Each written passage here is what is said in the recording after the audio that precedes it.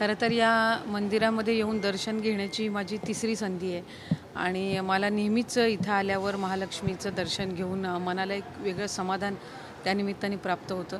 खरं तर या देवस्थानाचा एक वेगळा इतिहास आहे, या स्थळाचा एक वेगळा इतिहास आहे आणि जवळपास 700-750 वर्ष जुनं हे मंदिर आहे। लवकरच मला वाटतं नवरात्री उत्सवाच्या निमित्ताने मोठ्या पद्धतीने इथं भाविक आणि भक्त येत असतात। आज इथं दर्शन घेऊन मनाला खूप आनंद आणि समाधान लाभलं। महालक्ष्मीच्या चरणी सगळ्यांच्याच आरोग्यमय आणि सुखदायी आयुष्यासाठी प्रार्थना केली आणि त्याचबरोबर राज्यातील तमाम जनता सुखी असावी, शेतकरी बांधव असतील, माता भगिनी असतील, यांच्या आयुष्यामध्ये सकारात्मक त्या ठिकाणी ऊर्जा निर्माण व्हावी अशीच प्रार्थना तिच्या चरणी केली।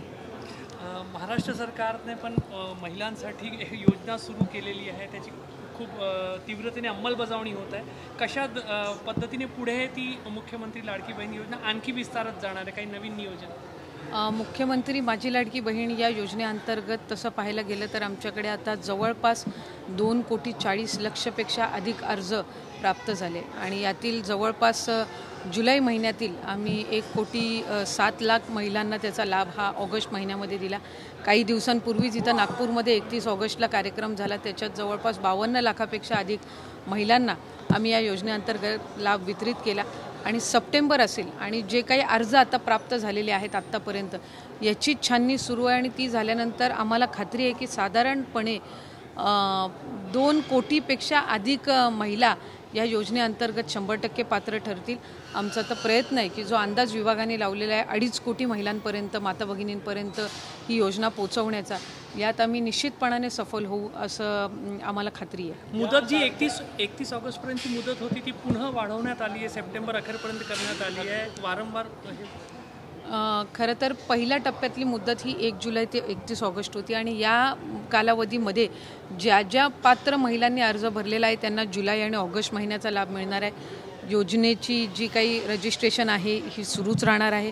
आता सप्टेंबर महिन्यामध्ये सुद्धा आम्हाला अर्ज प्राप्त होत आहेत आणि ज्या पात्र महिलांना आम्ही ऑगस्ट महिन्यामध्येच लाभ दिलेला आहे त्यांना आता सप्टेंबर महिन्याचा लाभसुद्धा आम्ही लवकरच वितरित करणार आहोत आणि ज्यांनी सप्टेंबरमध्ये अर्ज भरलेले आहेत त्यांनासुद्धा लाभाच्या वितरणाची सुरुवात ही या महिन्यामध्ये होऊन जाईल। कुठेतरी योजना सप्टेंबर आणि ऑक्टोबरचा जो हप्ता आहे तो दिवाळीपूर्वी मिळेल का, कारण की ग्रामीण भागातल्या महिलांना याचा फायदा होईल?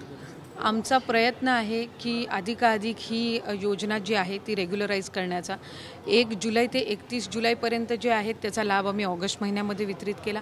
ऑगस्ट 1 ते ऑगस्ट 24 ह्या कालावधीमध्ये जे आम्हाला अर्ज प्राप्त झाले, छाननी करून जे पात्र झाले तशा 52 लाख महिलांना आम्ही ऑगस्ट महिन्यामध्ये अर्ज त्या ठिकाणी लाभ वितरित केला। त्याच्यामुळे आमचा प्रयत्न आहे की दर महिन्याला 1500 जो हा लाभ आहे तो अधिकाधिक रेग्युलराईज पद्धतीनं व्हावा। आत्ता सप्टेंबर महिन्याचा जो लाभ आहे तो त्या पात्र महिलांना म्हणजे ज्या जुलैपासून ज्यांनी अर्ज भरलेले आहेत त्यांना सप्टेंबर महिन्याचा लाभ जो आहे तो लवकरच वितरित करण्यात येईल।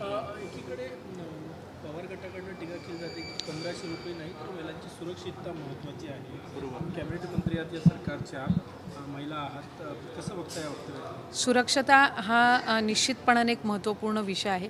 योजना एक भिन्न बाब असते आणि सुरक्षता वाढवण्याच्या दृष्टिकोनातून किंवा अधिकाधिक माता भगिनी राज्यातल्या सुरक्षित राहायला पाहिजेत ही सगळ्यांचीच भूमिका आहे। त्याच्यामध्ये कुठल्याही पक्षाचं किंवा कुठलंही राजकारण आणण्याचं कुठल्याच या बाबतीमध्ये काही कारण नाही।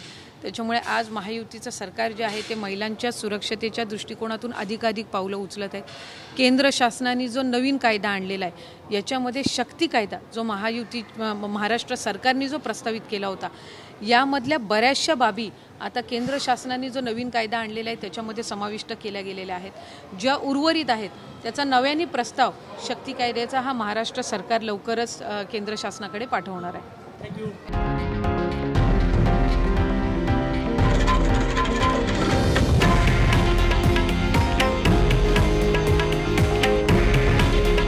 हे आहे देशातील नंबर 1 न्यूज नेटवर्क आणि आपण पाहत आहात TV9 मराठी। काळजी तुमची, हित महाराष्ट्राचं।